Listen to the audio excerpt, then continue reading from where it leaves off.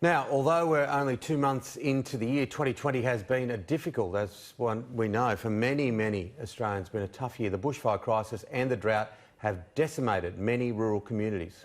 Absolutely, and one group trying to do help those who desperately need it during this really tough period is Frontier Services. Jannine Jackson, our National Director. Good morning to you, Jannine. We were talking off camera before, so much devastation. Of course, the tragic bushfire season. Now we've got the horrendous floods. You guys have been very, very busy. It has been busy. Certainly, the start of this year has meant not only just helping people that are desperate from the drought, but then all of those really incredibly devastating fires. And right now, as we speak, we're actually also watching what's going to happen with Cyclone Damien in the Pilbara. So, yeah, we've been really busy. The calls for help have been overwhelming, I guess. Yeah, we'll get on to the Pilbara in just a tick, but look, with this rain, obviously comes its challenges, but there's been a lot of help as well. Yeah, so, I mean, the rain brings hope. You can already start to see some of the green shoots and some water in the dams, but there are towns that have actually gone past day zero, so even this massive downfall, it feels funny sitting here in the rain talking about the drought, but one downfall doesn't break a drought that is so severe. Yeah. Absolutely, because 100% of New South Wales is drought declared, over 60% of Queensland, and as you mentioned, one rain event, which is probably going to be one of our biggest. In fact, we've already seen record rain across parts of New South Wales, but yes, certainly not drought breaking. It's certainly going to help, but on the flip side, we've got all of the flooding and devastation. Yes, so we're now going to be on wait and see what that actually means for those communities as to what's going to happen next for them. You know, we're really at this point making sure that we're there. Really, the trauma, the ongoing trauma that people are going through, where they're watching their weather apps at an obscene level, waiting for rain, but certainly the rain falling over some of those fire-affected areas is welcome relief for Absolutely, those absolutely. Now, onto the Pilbara, the Cyclone Damien.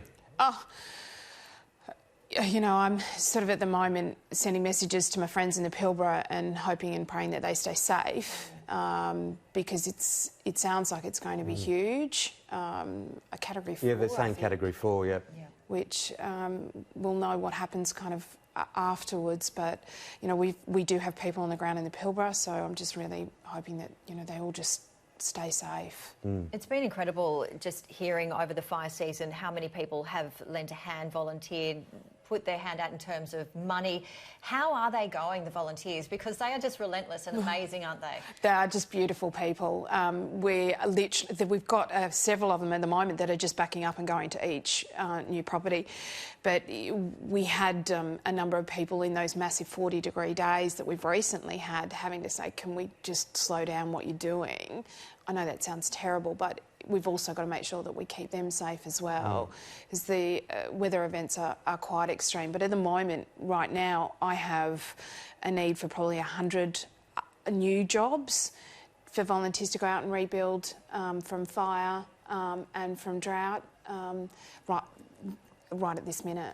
Now, for those people that are seeing you for the first time, you've been on the show several times. Let's recap what Frontier Services has done and does and will do in the future. Yeah, so we have at the moment 15 bush chaplains who are there doing pastoral care and trauma counselling at the moment, and a lot of disaster preparedness because, you know, as all of the disasters, they're there providing counselling in those shelters.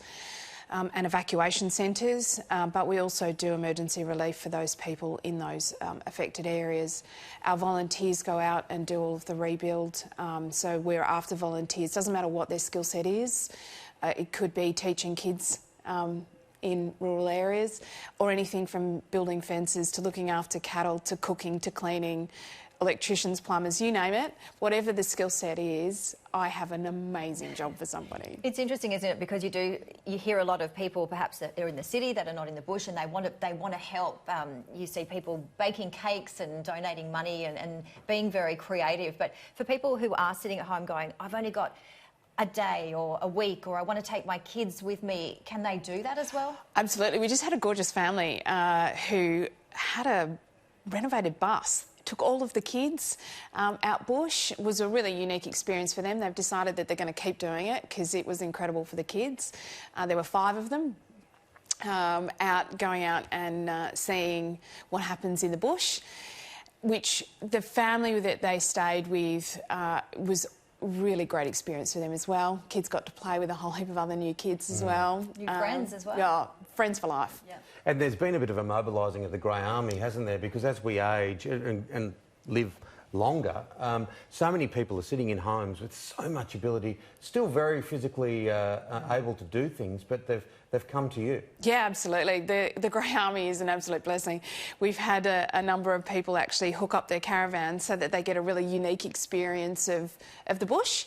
It's the best way to see Australia and actually feel good while you're doing it. Well, that's what I was going to say, because it actually, giving back makes you feel good as well. Yeah, the hospitality, nobody cooks scones and jams like people in the bush, but the hospitality of people going out and actually having a real experience of, not the tourist experience, but actually a real experience of what it's actually like to live. Now, sorry, I don't mean to interrupt, but for those that want to be involved and help, and for those that want to be helped, how do they contact you guys? The easiest way is through our website at frontierservices.org. We have an opportunity. There are places there for people who want to volunteer their time, people who need help, but also those that want to support financially. We obviously need to get people out there to do the jobs, and at this point in time, the need is huge. We've got displaced families who need help and support right now. So if someone can help, we'd really appreciate it. Good stuff. Always good to talk to you, Jannine. And you've seen the website, so if you are one of those people that want to get out there and actually help, or you need some help, please contact Jannine and her team. Oh, we'd love to hear from you. Thank you.